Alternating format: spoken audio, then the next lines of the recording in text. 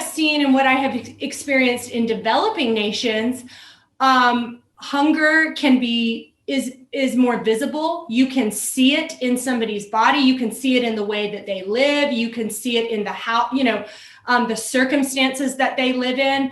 But what I oftentimes have found in developing nations is there is hope.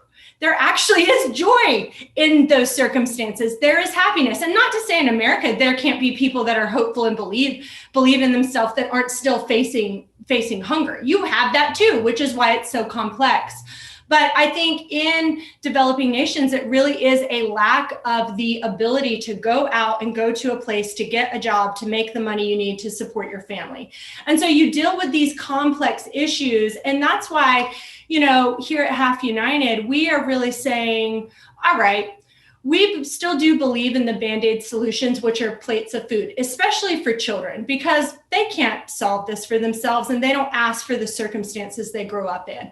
But when we get to know the children, we then need to get to know their parents. So, for example, a few single moms that we're working with in a community, a housing community next door, it's, okay, so you're unemployed. We're dealing with drug abuse. We're dealing with domestic violence. We are dealing with, a lot of heavy things that you've got to kind of unpack alongside people.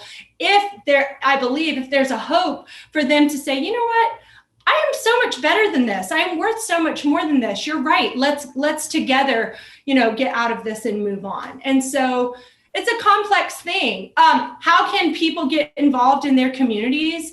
People can find organizations that are doing the very things that we are doing. There are organizations out there that are feeding people and getting to the root causes. Spending time at an after-school program and teaching kids who are so teachable and it's like their brains are little sponges. Go hang out with them, spend time with them, remind them that they can be anything they want to be as adults, that their circumstances don't define them. These are things that actually fight hunger and poverty.